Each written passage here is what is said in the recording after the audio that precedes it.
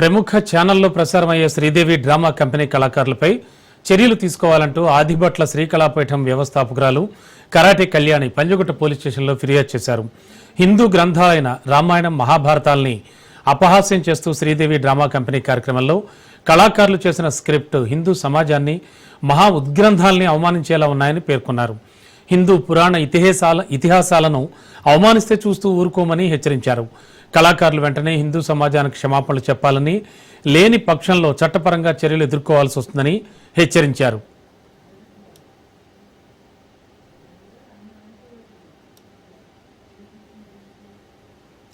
ఈరోజు మన రామాయణ భారత గాథల పైన చాలా చాలా అసహ్యంగా అపహాస్యం చేస్తూ చాలా మంది చాలా స్కిట్స్ చేస్తూ ఉన్నారు. చాలా మంది పోస్టులు పెడితేనే మేము చాలా సార్లు సీతమ్మ గురించి చాలా నీచంగా పెట్టిన వాళ్ళని అరెస్ట్ చేయించి జైలుకి కూడా పంపించడం జరిగింది. అలాంటిది మన ఇతిహాసాలైనట్టు మన భారతం మనకందరికి చాలా ఎన్నో విషయాలు ఎలా ఉండకూడదు, ఇలాంటి దుష్ట క్యారెక్టర్స్ ఎట్లా ఉంటాయి అంటే భారతాన్ని చూపిస్తాం మనం.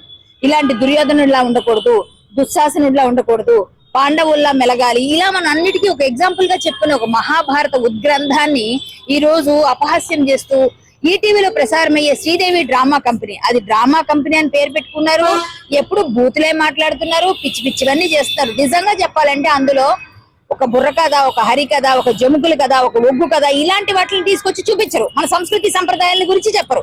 ఎంతసేపు ఏదో ఒక బూతులు మాట్లాడుతూ దాన్ని అపహాస్యం చేస్తూ స్కిట్స్ చేస్తారు. ఈ స్కిట్స్ చేయడం వల్ల పిల్లలకి ఏమి ఇస్తున్నారు? మీరు రామాయణ మహాభారతాలంతా కిచ్చపరచండి అని మీరు మెసేజ్ ఇస్తున్నారా? ఏ విధంగా చేద్దాం అనుకున్నారు? ఇదంతా కరెక్ట్ కాదని ఈ రోజు 8వ తారీఖున ప్రసారమైన ఏదైతే శ్రీదేవి డ్రామా కంపెనీలో అందులో ఇంద్రజ గారు నవ్వుతున్నారు, అలాగే బుల్లెట్ భాస్కర్ గారు, అదెవరో టేస్టీ తేజ అంట, ఇంకో కొంతమంది చాలా మంది ఆర్టిస్టులు ఉన్నారు, పంచ్ ప్రసాద్ అంటే, వీళ్ళందరూ కలిసి బేషరతుగా క్షమార్పణ యావత్ హిందూ సమాజానికి చెప్పాలి.